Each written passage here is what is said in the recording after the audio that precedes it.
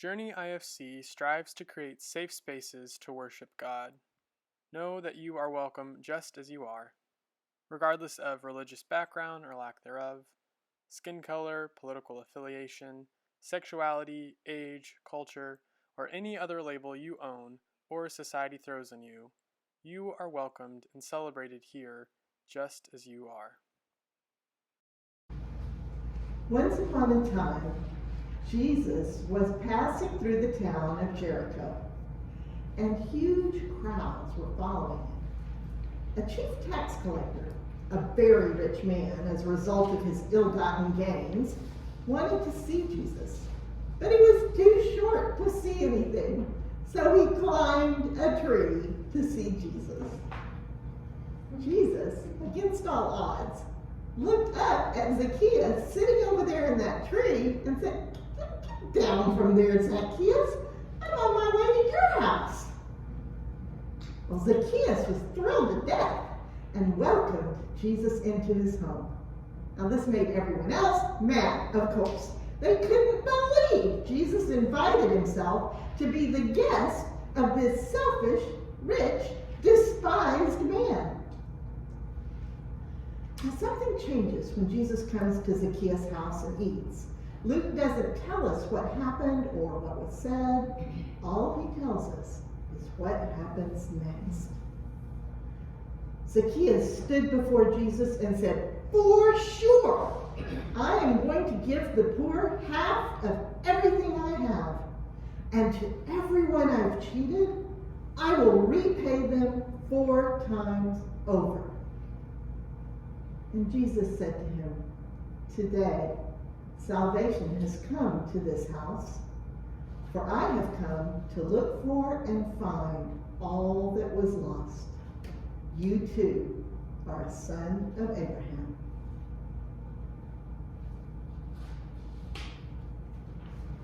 So, it's funny, my friend Chrissy is here. Hey, Chrissy.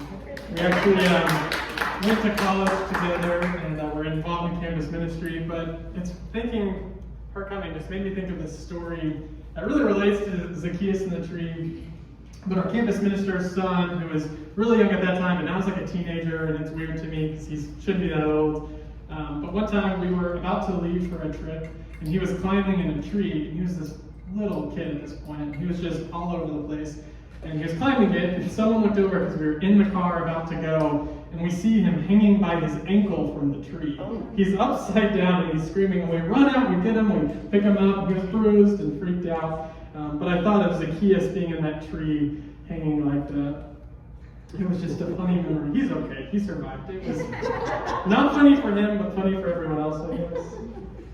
Whenever I read this story and think about this story, I think back to when I was little too, because a lot of my life I was short. I didn't hit my growth spurt until my junior year of high school, and so in my head I still feel like I'm short, even though I'm about average height. But I remember hearing the story when I was going to camps and stuff growing up, and I was like, I like this short guy. I get him. He's getting a tree to see Jesus. I get him. I like him. But now as I read the story, I think I relate to Zacchaeus in new ways. So I know my height, which is kind of a simple kid way to look at it. It's actually interesting because I think this is a story that's a play on power and privilege. And also, in contrast to that, being ousted, to be thrown out of a community, to be on the outskirts. So it's both a privilege and an unprivileged position that Zacchaeus is in. He's somehow this regular Jane, this ordinary girl, like in the song. He's just this regular guy, but he also has all this money. He's a chief tax collector, but he's also, taking money, but he's also really eager to see Jesus. He's kind of these both and he's just this weird mixture of everything that I think I relate to more in my age now. So what is happening in this story is Jesus is on his way to Jerusalem, which is the holy city, and this is like the culmination of his ministry career. He's going to die when he gets there. He's on his way and he stops in Jericho, which is another biblical town. In the Old Testament, you hear Joshua fought the battle of Jericho. Yeah, there's a song with it. It's a good one. It's catchy. And so this is a holy city as well. It's known in the Holy Land as a center of people. It's a big city. It's not just a little small village like we talked about in our Bible study this morning and the past few mornings. Sunday mornings. It's a place where Herod even had a grand palace. So there was a ton of money here. This wasn't just a small little one-off village. This was a place that was established and had some money. And so when we hear that Zacchaeus is the chief tax collector, that means he is rolling in the dough. He is someone who is taking from the impoverished people, and he's kind of in between. He's a Jew, but he's also helping the Romans, which are the people that are oppressing the Jews and making them pay these large taxes. It's not a great place to be, but he kind of finds himself in between the two. And whenever we hear about his status as the chief tax collector, we assume throughout the rest of Luke what's going to happen. Because Luke is all about preference for the poor. We need to care for the poor. People who have money, they're condemned. We lift up the poor, we put down the rich. That is what Luke is all about. So when we get to this section, we think that's what's going to happen. There's even a passage, where it's easier for a camel to get to the eye of the needle than for a rich person to get into the kingdom of heaven. This is in this same gospel. And so when we hear the chief tax collector is doing something, we're like, oh, he's out. Jesus isn't going to like this dude. We know that's for sure. But it's interesting because it doesn't happen that way.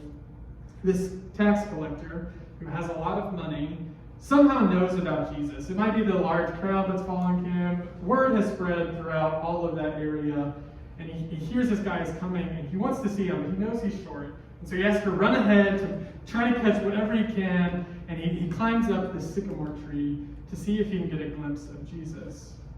And it's interesting that he chooses a sycamore tree. I think that's intentional. And this isn't a sycamore tree that we think of in our American context. It's actually called a sycamore fig tree. And I have a picture of what it looks like. They're really pretty. And they're just covered in these abundant fruit that you can actually eat. They're not the best fruit, but it is an abundant fruit that you can get from these trees. And another thing about the structure of them is they have this really large base. If you've ever seen an olive tree, they're really wide at the bottom. They're kind of easier to climb. He's a short guy. He needs an easy tree to climb. But I think it's this play on this idea of having abundance, but also being at a safe distance. I think that's why it's the sycamore tree. But another interesting thing about sycamore, the root for sycamore, is really similar to the root for extorting something or taking money from people in illegal or violent ways. And so again, it's this play on this guy who has all this wealth and is this big tree, but he's also this small man, which is weird. And it's also a play on the idea that he's taking money away from people when he already has plenty. I also think it's interesting that Zacchaeus climbs a tree because he wants to see Jesus, but he doesn't want to get too close. I think of the woman who ran after Jesus and just touched the little bit of his cape or whatever he was wearing to try to get something, and that was enough. She was chasing after Jesus, but Zacchaeus chases out after in a different way. He wants to be at a safe distance, a little further back. He doesn't want to be right there with Jesus because that's a little too dangerous. But Jesus walks by, and he doesn't ignore him. He sees him, and he calls him down from the tree. And he says, hey, Zacchaeus, I'm going to go have dinner with you. And he calls him by name, which means that Zacchaeus' reputation is also spreading as well. He's known throughout the area as kind of a bad dude that's going to take your money. And so Jesus has, his word is spreading, Zacchaeus, his word is spreading, and now they're crossing over in this moment. And you kind of want Jesus to be like, you suck, dude. Get down from this tree. Get back to money. He doesn't. He's like, let's go have dinner. And Jesus loves dinner, and he's so weird. He always does these weird, sassy Jesus things. And so they go have dinner, I guess, but we don't see that in the story. In Gail's translation of this text, she put in a little part saying, Luke doesn't tell us what happens. We don't know if they get dinner. We assume they do. But something happens after that. But it's important that they had dinner together because Jesus loved dinners. Last Supper, we talked about that before. He loved being in communion with people. But in this time, if you had dinner with someone, that meant you were in full acceptance of who they were. And so Jesus making this statement is saying, I fully accept who you are, which for any of the people that are impoverished are probably really pissed off because Jesus is going to the person that is hurting them. But it's interesting, because this doesn't seem to be the actions of what you think this tax collector would do. He comes down from the tree, and it says his life has changed. And he says, I'm going to give half of all I have to the poor. I'm going to pay back anything I've taken 4 times over. And for any of the people I cheated and I took their money, I want to give back. And this is interesting because that is way beyond what Jewish law would require. They didn't require this much giving back if you did something bad. You could repay it. But he was going way above and beyond that because he felt so much guilt. But one of the problems with this translation is it seems to imply that he will give in the future. That this is something he's going to do in another day. And that kind of makes me hesitant, being like, you're already forgiving him. You're saying he's a son of Abraham and he hasn't even given away. But the problem with that is that this translation is actually more of an active. It's saying, I am giving away half of everything I have. I'm giving back to the people I cheated 4 times over. It makes me wonder if Zacchaeus had heard about this Jesus movement and had already hopped on and was just trying to get a little glimpse of what Jesus was doing. A lot of times people use this as a salvation story, and it's a salvation story. I believe that too. I've heard churches that base their entire structure on this verse here, talking about where our mission is to seek and save the lost. But I think that kind of confuses what is happening here. Because I don't think Zacchaeus necessarily needed saving in this moment. I think he was on a journey of saving himself. I think he saw what Jesus was doing and realized something in his life wasn't adding up anymore. In fact, it was adding up too much. He was getting too much money, and he saw that it was hurting people. And whenever he saw Jesus, he was like, yes, I can finally commit. I want to see what Jesus is doing because I'm already on this journey of trying to improve myself, trying to save myself and save others from poverty. So I don't think Jesus had this one moment of salvation. It wasn't like, come down from this tree, you're saved, nice, easy, son of Abraham. I think it's a journey. We like journeys here, right? Especially imperfect ones. But I think this story is about using our privilege. And as a predominantly white congregation here, we have a lot of privilege in that. As a Christian congregation, we have a lot of privilege in that. As a congregation with a church, we have a lot of privilege. As a congregation with extra resources around us, we have a lot of privilege.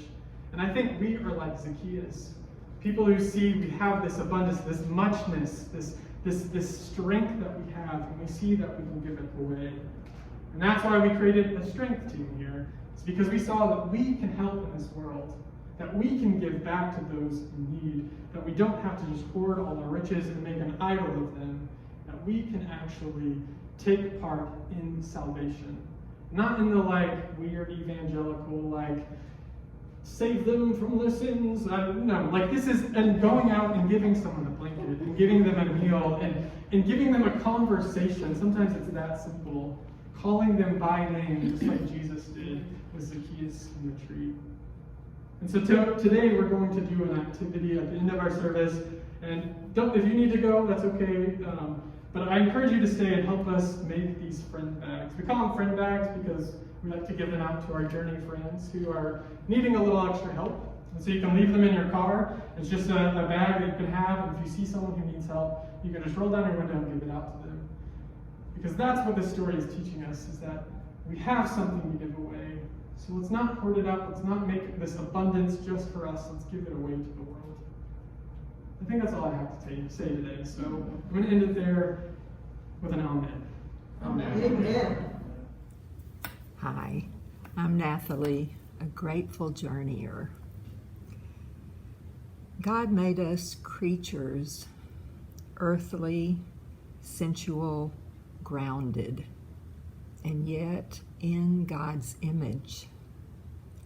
Jesus showed us how to let God be God in a human being's body. If we only love with hearts and minds and soul, we miss physicality, practicality. Putting plans into action, bodies need their strength. When asked for healing, Jesus touched. Compassion flowed through his fingers, and his eyes missed nothing. He surrendered his body each day that he lived, and he withdrew to rest when grief or exhaustion took toll on his efforts. For many years, I made my body serve my mind. But one day that changed. God whispered to me, listen, your body knows what it needs. It's your appetites that distract you. Now, ask your body what she wants. I did. Her answer shocked me completely. My excesses render me useless, discouraged, and unfit for service. Neglected bodies are not doing Spirit's work. Jesus became man to show every human how God can heal our world. We are still called out of our limitations, so God can still show up. Journeyers, let's all use our voices and take action on God's instructions. Be fully human, holy, in love with our lives as God's earth children. Jesus invited us. He showed us how. Now, let us let it be. Love God with our whole heart, soul, mind, and strength. Thank you.